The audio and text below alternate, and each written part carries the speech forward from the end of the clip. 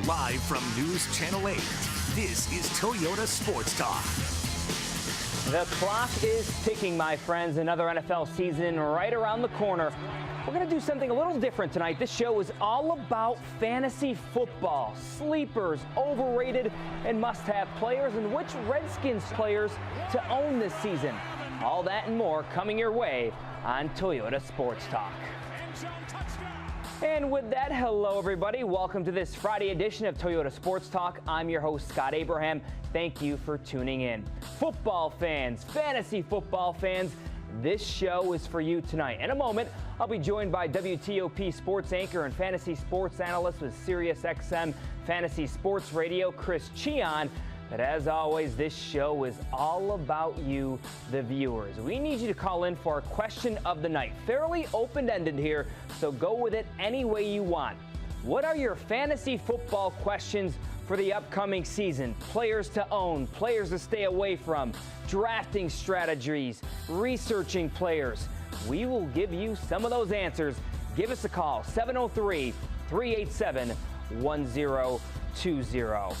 And time to welcome in WTOP sports anchor and fantasy sports analyst with SiriusXM Fantasy Sports Radio, Chris Cichon, back on Toyota Sports Talk again. And Chris, great to have you on it, my friend. Thank you to be here. Nice to be here, Scott. Yeah, so fantasy football, another year right around the corner, researching time. This is a pretty pivotal time to kind of get ready for the draft, right? Absolutely. I consider August to be fantasy football draft month, but you want to start getting your research in now so you're ahead of the curve, you're knowing about the injuries already, and you're ready to rock when, right, people are talking to you at your barbecues at the pool this weekend, and you can already dish out the information. Give us some research tips. What do you look for when you're kind of getting your draft strategy going here? Well, what I'm looking for are, we talked about on the last show, Scott, guys who are in contract years, guys who are playing for incentives. They want to get paid, guys that are healthy coming into training camp. You don't want to be worrying about a guy who is already nicked up and might be missing some time. Like Andrew Luck, for example, we still don't know exactly what's going to happen with Luck. He's been dealing with that injury. You want to pay attention to offensive lines as well, how they're coming together and how they're being constructed, because, hey, you got to protect these quarterbacks and these skilled players and these running backs without an offensive line. Yep. That's certainly difficult to do. Like anything else, the more you know, the more you're prepared, the better off you're going to be come draft time. And obviously, a lot of those fantasy football drafts will start rolling come mid-August. So let's talk a little the local team here, the Redskins. Sure. So, interesting. Offensively, they got a lot of talented skill guys. From a Redskins point of view, give me some of the guys to kind of target for your fantasy football team. Well, a guy that I certainly like is Terrell Pryor. New acquisition by this team. He'll fill in as the #1 wide receiver with the departure of Pierre Garçon and Deshaun Jackson. He'll be one of Kirk Cousins' go-to targets. He's played quarterback at Ohio State, so certainly has the ability to play with a quarterback, understand what Cousins is going to be trying to do. I also like, coming into this year, Jamison Crowder. You want to talk about a PPR monster. The guy had 7 touchdowns in 2016, so I certainly like Jamison Crowder. He'll be the #2 wide receiver. And when Josh Doxson's on the field in the 3 wide receiver sets, I also like Doxson as well. We haven't seen a ton from Doxson yet, but I think you can get him late in drafts. The one that stood out on my list, I want to circle back a little bit to Terrell Pryor. Sure. I love Terrell Pryor because of his height. He's a red zone monster. You know how the Redskins struggled tremendously last year. Those fade patterns, they didn't have that big target last year. Terrell Pryor can climb the ladder and go get that football. So look for Pryor to do some damage, especially in that red zone area. Samaje Perine, that's the one that stood out on me. You're thinking Rob Kelly, but you like the rookie out of Oklahoma. I do. I'm seeing him kind of climb up draft boards pretty high. I'm seeing 7th and 8th round. I don't know that I would go there necessarily yet. Rob Kelly still is the starting running back for the Washington Redskins. He's come into camp looking good, so you got to figure that they're going to ease Samaje Perine in. But I like Perine's build. He's a tough guy to bring down. I mean, I like his body type more than Leonard Fournette. I know Fournette was drafted 4th overall, and if you're asking me to pick between the two players, I'd rather go Fournette. But I really like Perine's build. I like his ability to catch the football out of the backfield. If you can get him in the 10th, 11th round of a 12-team draft, I'm good with that. All right, before we go to our next topic, let's go to the phone lines in Mackenzie and Woodbridge. Mackenzie, how are you? Mackenzie, you there? All right, Mackenzie's not there. So let's go to our next topic, which is our top 5 must-have players to own this year. What are some of the guys you have to own for your fantasy football team? Well, some of the guys that I'm talking about here. Tom Brady, right? Well, let me guess. Let's start off with Tom Brady, the ageless Tom Brady, who will turn 40 on Thursday. It's amazing this guy just continues to get better every single year. Only 2 interceptions last year. Granted, out for the first 4 games of the season, but what I like about Tom Brady is this. In his older age, he's not trying to chuck the ball deep constantly, although he could. He's got Brandon Cooks there now, who is a deep threat that the Patriots haven't had probably since Randy Moss. I'm not comparing the two. I'm just saying Brandon Cooks certainly has the ability to get deep. But if you watch Brady, he's so methodical in his ability to find the open receiver immediately, whether it's a guy out of the backfield. They have Mike Gillislee now. They have Dion Lewis. They've got Rob Gronkowski if he stays healthy. I mean, you can go down the list of Julian Edelman. He's got so many weapons at his disposal, and the guy is the greatest of all time here. I'm going to say it. He's like a fine wine. He gets better with age, my friend. Yep. Talk a little bit about Ty Montgomery, the running back out of Green Bay. Interesting choice there. He kind of had a little breakout at the back end of last season. He looks like he could be the guy in the backfield for the Packers this year. Yeah, and he's looking good that he's added some lean muscle on his chest area so he can take some hits out of the backfield. This guy was a top 5 running back in terms of juke rate. He had a 6.7 yards per touch in 2016. That's among number 6 as the eligible running backs. Ty Montgomery's a guy that's going to get the work. He worked with Rashad Whitfield. He's known as the footwork king between minicamp and training camp now. So I love Montgomery's potential in this offense, and he can catch the football. He was a wide receiver before they converted him to running back at Stanford and played wide receiver a little bit for the Green Bay Packers. So Ty Montgomery's a guy that I'm going to try and own in every league. All right, back to the phone lines we go. Hopefully John from Woodbridge is on the line. John, are you there? I am here. All right, John, what is your fantasy football question? My fantasy football question is, I want to know if it's a good idea to pick up Le'Veon Bell or Ezekiel Elliott. And is Ezekiel Elliott going to be an iffy pick? All right, John, we hear the audio in the background. So Le'Veon Bell, we touched on it off camera here, holding out a little bit for training camp. And obviously it's well documented, Ezekiel Elliott with the off-field issues. Yep. Are those 2 players, obviously, should you target them in the first round? They're monsters, but are you concerned that they may miss some games at the early part of the season? Le'Veon Bell, I'm not worried about whatsoever. They'll work it out one way or another in Pittsburgh. He is the focal point of that offense. If I have the number 2 pick in a draft, I'm taking Le'Veon Bell. Ezekiel Elliott, on the other hand, we do not know yet if he will be suspended. I would presume he will be, but we still don't know. Look at Le'Veon Bell last year. He was suspended the first couple of games of the season. When he came back, the guy just lit the world on fire. And at the end of the day, well, you need these guys in weeks 14, 15, and 16 for your playoffs. Ezekiel Elliott, pending he doesn't get hurt, should be there. Love Ezekiel Elliott as well. I would take him with the 3rd or 4th pick. I'd be totally fine with that. Even if he's suspended, just make sure that you handcuff Ezekiel Elliott with Darren McFadden, who is supposed to be the guy. Not Alfred Morris. I'm sorry, Redskins fans. I don't see, he might get cut. But I like Ezekiel Elliott. Even if he's suspended, just make sure you handcuff. All right, so we're just getting started here on Toyota Sports Talk. Randy in Woodbridge, hold on the line. We're going to get back to you coming out of this break. So fantasy football with Chris Cichon, a big talker in this town, big talker across the country. The phone lines now open. Give us a call with your fantasy football questions. 703-387-1020.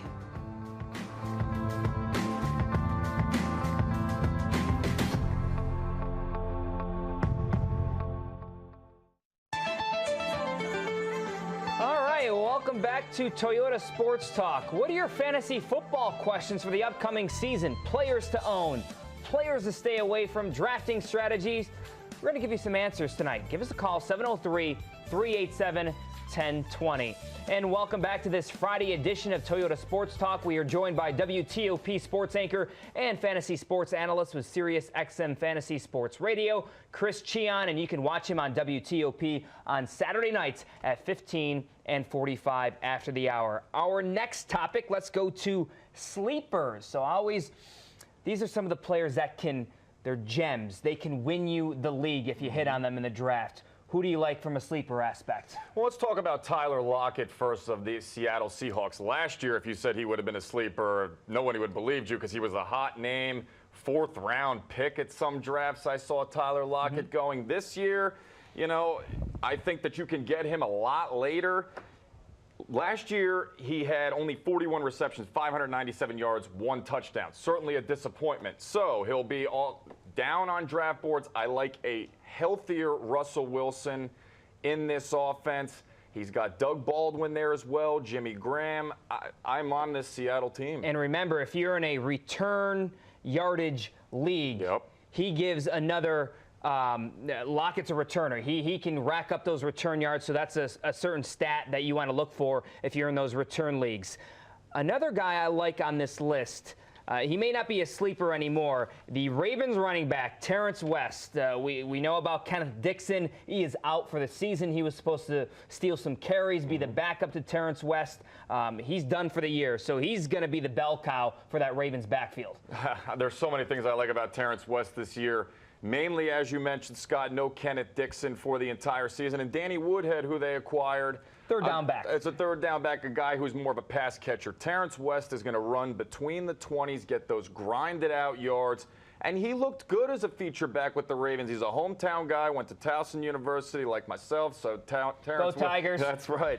So Terrence West is a guy that, and there was a report today about how awful the Ravens offense looked. Now, I'm not worried about Joe Flacco's back.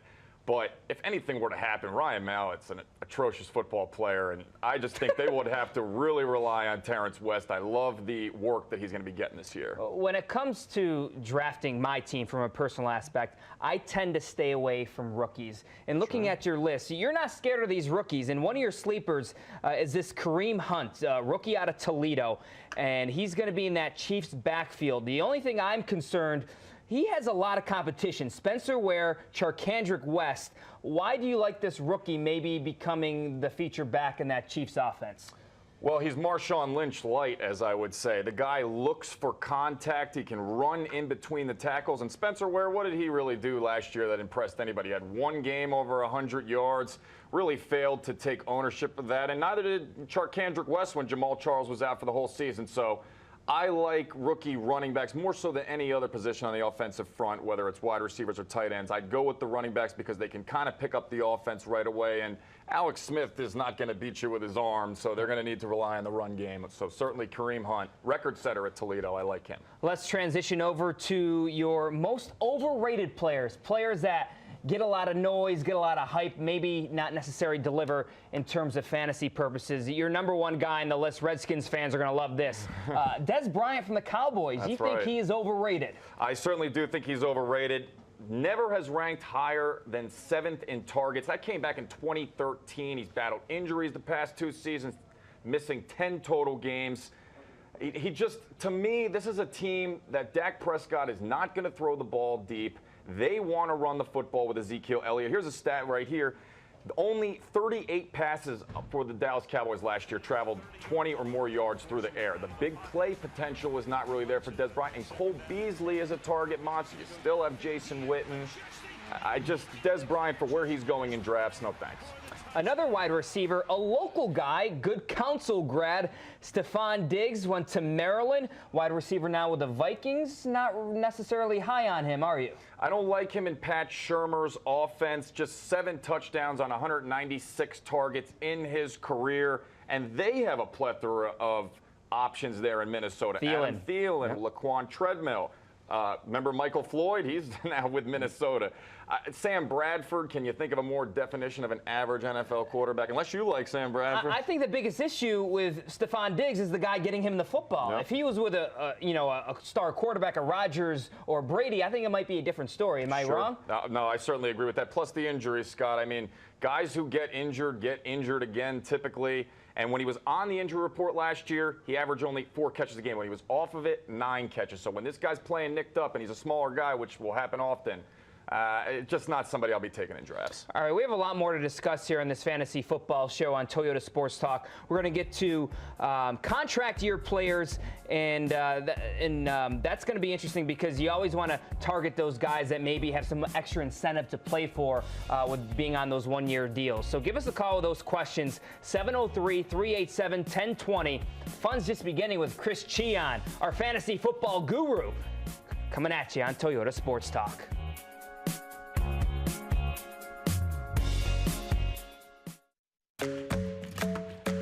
Welcome back, my friends. Chris Cichon riding shotgun with me tonight on Toyota Sports Talk. You can follow him on Twitter at The Big Chi Show. On to contract year players. And the one that jumps out at me, Kirk Cousins. Yeah, I mean, you got to like Kirk Cousins. The guy is playing for a monster deal at the end of the year or not. Scott, maybe he'll get franchise tag for a third time again, which is, at this point, well, I wouldn't be surprised with this organization here in town. But Kirk Cousins, completion percentage near 70% 2 years in a row. And we talked about the loss of DeSean Jackson and Pierre Garçon. New weapons. Right, and I'm not concerned. You're filling them up with guys that can certainly contribute to this offense. Terrell Pryor is going to be a great player for them. Josh Doxson healthy. And Brian Quick, don't necessarily sleep on him. I don't think he'll be a massive force for this offense, but he is a veteran player coming over from L.A., so I like Quick joining this team. You still got Jordan Reed. You got options out of the backfield. So this is a good guy that is going to continue to produce. And you can get Kirk Cousins. You don't have to go in the second round. Like Tom Brady, for example, you and I talked about him. You've got to grab him probably late second round or mid-second round.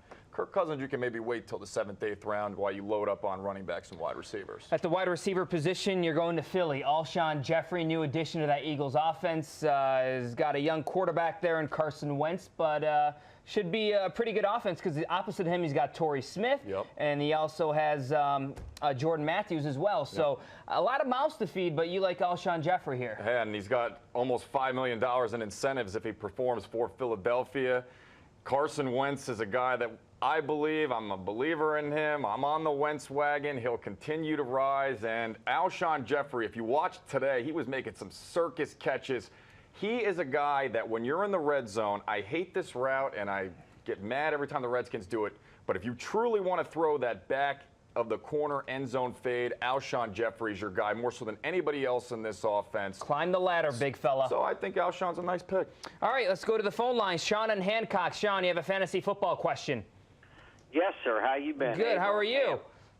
Good, man. I missed you. I missed you, too. Hey, I had a question. I was wondering about their defense this year.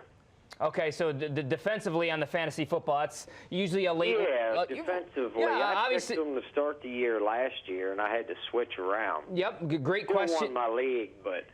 Great question. I took Kirk Cousins. They made fun of me. Anyhow, Jordan Reed out. Who would you take at tight end? Maybe the rookie? Okay, great questions. Thanks for the call and thanks for watching, Sean. Let's touch on the defense. Maybe an overlooked position a little bit because it can make or break you when it gets those close matchups. Defensively, what are some of the teams you're looking at? I stream defenses pretty much every week. Yeah. It's just I'm not going to spend a high draft pick. Go matchup. I like the Jacksonville Jaguars defense, believe it or not. They've got some young guys on that defense. They signed A.J. Bouye. Fairly weak division. Yep, fairly weak division. I think that they can get you. You know, what you're looking for in a defense is an opportunistic defense. You can be a great defense and have them score no points against you, but if you're not getting interceptions, that's an issue. So I would say Jacksonville's one of them. Seattle is always going to be there. As far as the... You wouldn't reach for a defense come draft time. No. I mean, unless Seattle is just looking at me right in the face and I've already put together an absolute dream team. No, I'm not normally reaching for any defense. Sean also mentioned Jordan Reed. Obviously, he's sitting out the first week or so, hopefully on the PUP list of training camp with that toe injury. Concern there? Do you look another direction at tight end? Or if you're high on Jordan Reed, do you still take him? My concern with Jordan Reed is the concussions. If he has one more, they may tell him, you're not playing football anymore. No. So I love Jordan Reed's production. Don't get me wrong, he was a Pro Bowler last year. But when I'm looking at tight ends, I'm looking more in the 8th, 9th round. Guys like Delaney Walker, who will be there that can, you don't have to spend really up for, but will be productive in an offense that features a quarterback like Marcus Mariota, Martellus Bennett in Green Bay. He's going to be a sexy name that a lot of people are going to try and reach for. But let me also stress, too, do not reach for Rob Gronkowski. He does not stay healthy. I know he's great, but I would rather drop down Travis Kelce if you're going to reach, who's going around later if I'm looking at a tight end. All right, the show goes on. More with Chris Cichon after the break. Toyota Sports Talk continues. Stay with us. Wrapping things up with Chris Cichon. So the drafts are approaching and people are starting to find out their draft positioning. When it comes to those first 3 rounds, is there a kind of a strategy there going wide receiver, quarterback, running back? What do you like to do? How do you balance it those first 3 rounds? Because they're so critical. Well, you're taking the best player available. Let's not sugarcoat it. If you have the number 2 pick and Le'Veon Bell sitting there, you're taking Le'Veon Bell. If I'm in the top half of the draft, I'm taking a running back if I can get Bell, David Johnson, Ezekiel Elliott. And then when it comes back around to me, we talked about Tom Brady. I would love if Tom Brady's sitting there the back half of the 2nd round. But if he's not, or if Aaron Rodgers isn't there, it's probably the only other one I consider.